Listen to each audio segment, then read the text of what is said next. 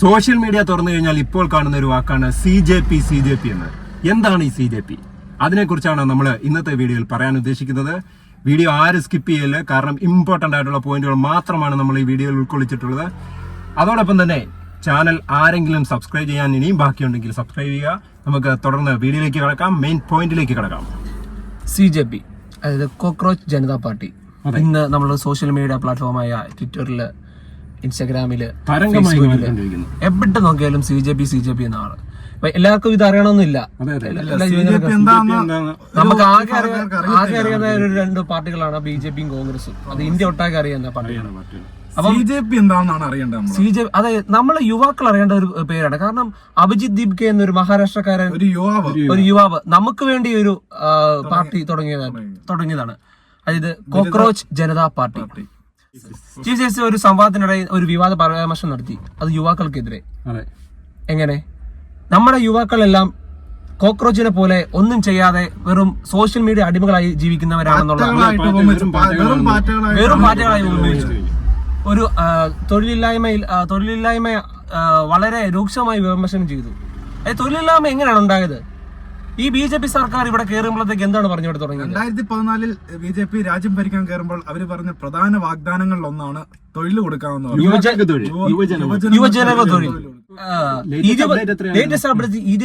20 million followers ആണ് ഇൻസ്റ്റാഗ്രാമിൽ വന്നിരിക്കുന്നത്. അതായത് നമ്മുടെ ഏറ്റവും വലിയ പാർട്ടികളായ കോൺഗ്രസിനും BJPക്കാൾ അവർ വളർന്നു. ചുരുങ്ങിയ ദിവസം കൊണ്ട്, വെറും 6 ദിവസങ്ങൾ കൊണ്ട്. അതായത് യുവജനങ്ങളുടെ ചിന്താഗതി എന്താണെന്നുള്ളത് വ്യക്തമാക്കുന്ന ഒരു വ്യക്തമായ ഇതാണ്, കാഴ്ചപ്പാടാണ് കൊണ്ടുവന്നിരിക്കുന്നത്. അത് മാത്രമല്ല, ഇന്നലെ തന്നെ ആ ട്വിറ്ററിൽ അവരുടെ അക്കൗണ്ട് ബാൻ കൂടെ ചെയ്തു, സസ്പെൻഡ് ചെയ്തു. എല്ലാം കൺട്രോൾ ചെയ്യാൻ നിങ്ങൾക്ക് പറ്റുമെങ്കിൽ ഈ 20 മില്യൺ ആൾക്കാർ വെറുതെ ഫോളോ ചെയ്തതാണെന്ന് കരുതല്ലേ.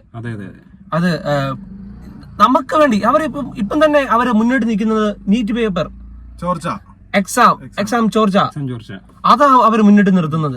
നമുക്കൊപ്പമാണ് CJP. ഒരിക്കലും ഇതൊരു ഇലക്ഷൻ കമ്മീഷന്റെ ഇതിൽ വന്നിരിക്കുന്ന ഒരു പാർട്ടിയല്ല. അതായത് അടുത്ത ഇലക്ഷൻ നിൽക്കണമെന്നില്ല. ആളുകള് ചിലപ്പോൾ സംശയിക്കുമായിരിക്കും ഒരു പാർട്ടി നമ്മളൊരു പാർട്ടിക്ക് അടിമകളല്ല. ഇതിപ്പോ നമുക്ക് വേണ്ടി അവർ മുന്നിട്ടിരിക്കുന്ന ഒരു മൂവ്മെന്റ്, യുവാക്കൾക്ക് വേണ്ടി സംസാരിക്കാൻ വേണ്ടി ആക്ഷേപഹാസ്യമായിട്ട്.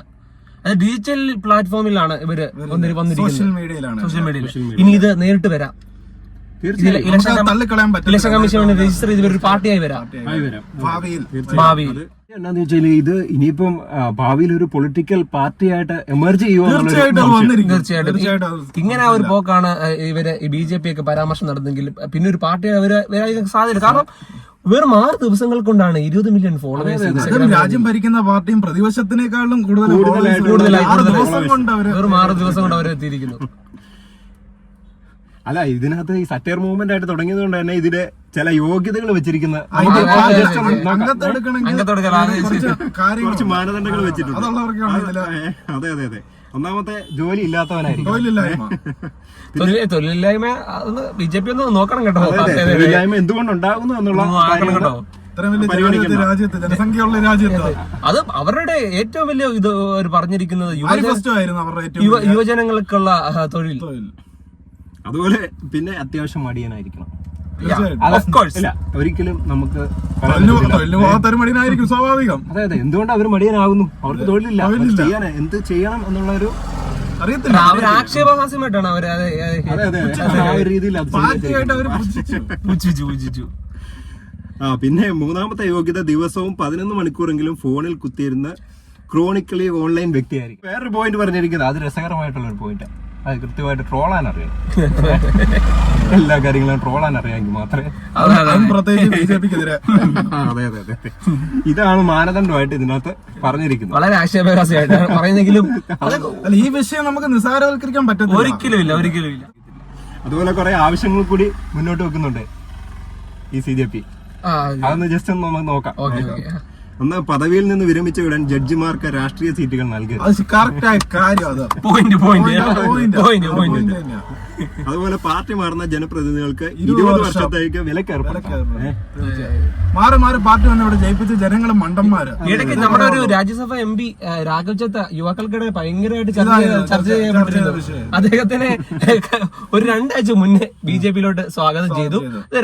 അതായത് നമ്മുടെ മുൻ ക്രിക്കറ്റ് കളിക്കാരൻ ഹർഭജൻ സിംഗും കൂടെ ഉണ്ടായിരുന്നു. പഞ്ചാബിലെ ഒരു രാജ്യസഭാ അംഗമായിരുന്നു. അങ്ങനെ 9-7 MP-മാരും അവരുടെ കൂടെ പോയിട്ടുണ്ട്. ആ ഒരു നിയമം ഇവിടെ ഇതാണ്. അതെ അതെ. പിന്നെ പ്രധാനമായിട്ടൊരു സംഭവമുണ്ട്. നീറ്റ് ഉൾപ്പെടെയുള്ള പരീക്ഷാ തട്ടിപ്പുകൾക്ക് ഇരയായ വിദ്യാർത്ഥികൾക്ക് നീതി വേണം.